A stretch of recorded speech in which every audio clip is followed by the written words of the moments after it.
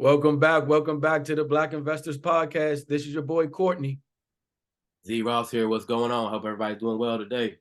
And today's episode is one of our quick 10 for 10s.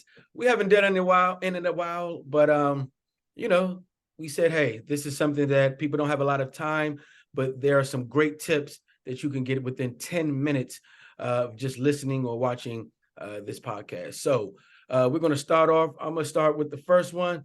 The first one I had put down was find your niche, whether that is Airbnb, long-term rentals, if you're an investor, real estate agent, find your niche.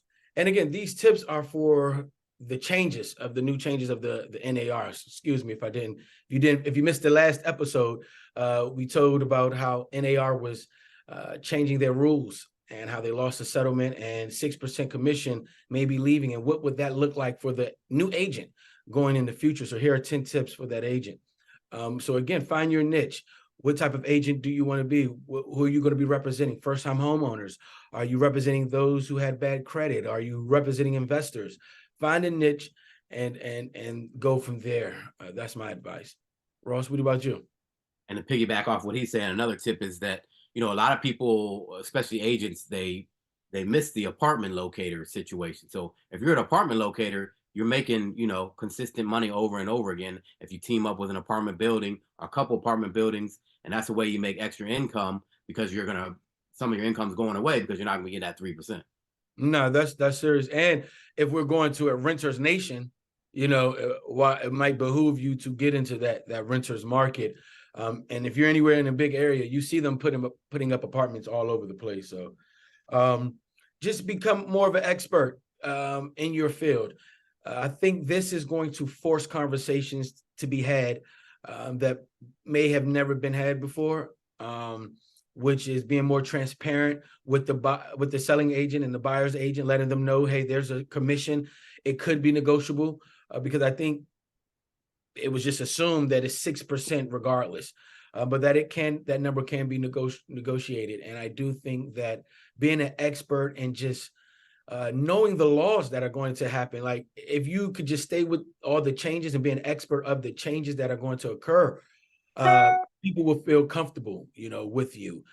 People will feel like, oh, they know what's going on. So just become an expert in this case, in the future, and just in this field, just become an expert, because with AI and everything, I do think anyone who's an expert in their field will continue to do well. Absolutely. Have the specialist for sure. Another one that I'm thinking of, especially if you're a newer real estate agent and you don't have a big book, like we talked about, look for other areas that you can get into the real estate industry. Even though I know you went to the class to be a real estate agent, it may be, maybe you can get into the title work.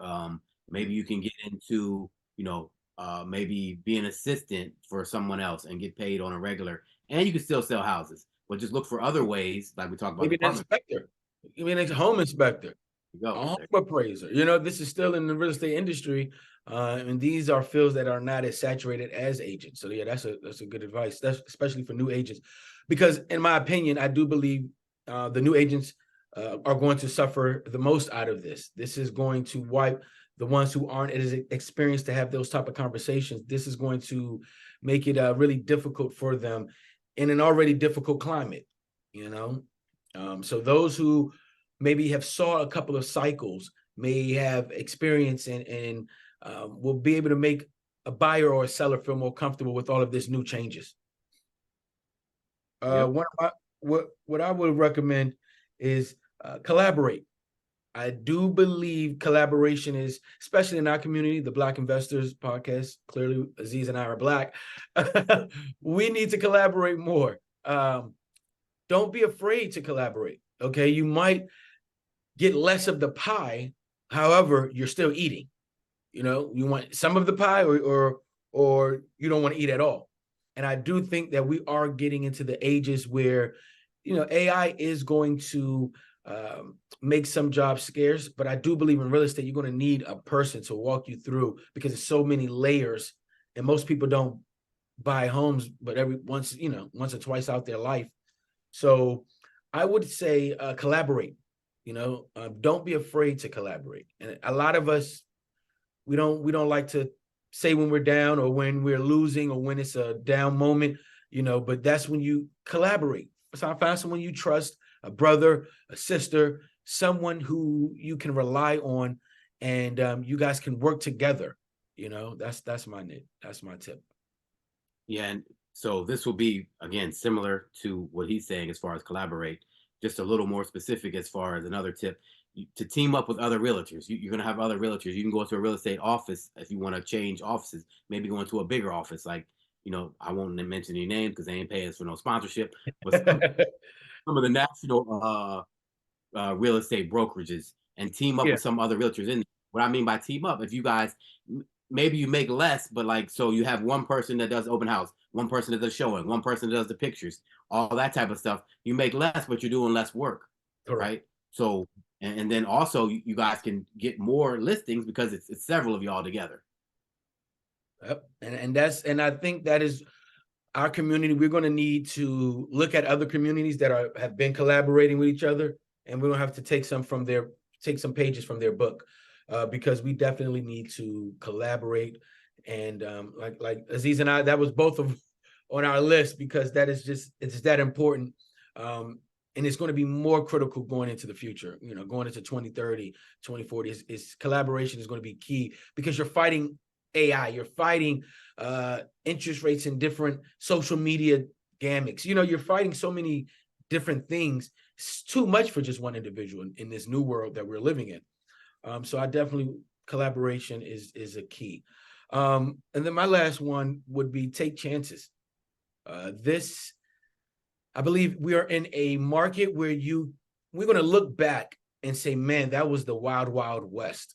And crypto, social media is still not regulated. Social media is still not regulated. They're fighting Congress leaders to put a regulation on social media. So while you still have the freedom right now to take some chances. You might be afraid to start a YouTube channel, i.e. us, right? You might be say, I'm not a TikTok type of person. I don't want to put my face out there, but take the chance.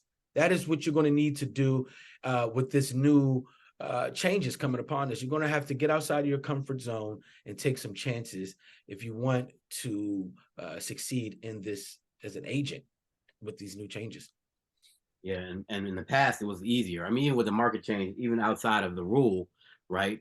The market, because so many realtors, the market change, high interest rates are higher. People aren't buying as much. More rentals are going out there. So when he's talking about that marketing, so that means you got to invest, right? When we're talking about investing, right? You got to invest in your business. If you still want to be a real estate agent and you want to get a lot of leads, you're gonna have to invest more in yourself and in your business, commercials, all that type of stuff. For me, I'm gonna wrap it up with just like we talked about investing. So that's a budget thing, right? So you're gonna have to learn how to tighten your budget, right? Because before you were getting 3% and you could go 3 or 4 months and live off of that, right? Mm-hmm. With that one sale. Now you may get 1%. So now you gotta do Mm-hmm. more, but so now you gotta tighten your budget. You gotta tighten your money. You gotta create a better budget as far as all right, so this is how much I want to spend in marketing. This is my business expenses. This is my personal expenses. So you got to get really tight with it. That's with any business that you want to be successful. You want to have a tight budget. Your numbers need to be tight. Agree. And that kind of goes into like what you just said earlier about spending money in the marketing. I mean, you're going to have to allocate your funds differently now than we did in the past because number one, houses aren't selling as fast, and number two, your commission is going down. So these are two negatives that you're fighting as an agent. But I do believe that it's doable, and this will wipe out a lot of agents, but it's needed for the industry. It's going to keep the very good, strong agents out there that is needed for buyers and sellers both. Yeah. Right? And that's what we talked about last time. There's so many agents. So you got good and bad. Just like any industry, you got good and bad. But there's a lot of agents that, they want to sell a house every year or something. And they're doing their buyer and seller an injustice because they're not really an expert in their field. So it's going to eliminate some of those guys. Yeah. So thank you guys for watching us, listening to us. Don't forget to hit the like and subscribe button. Thank you for everyone that's following us. Ross, you got anything you want to leave the people with today? Just keep following us, like you said. Tell a friend to tell a friend, tell a friend. We're trying to build this thing, give back. We're gonna have some events that you can come out to. meet us face to face, you know, get some information, get some books, some knowledge, all that. That's right. So thank you guys. Again, this is a quick 10 for 10 where we give you 10 tips within 10 minutes. Remember, 2 things we're going to stay in, that's Black and investors. Peace.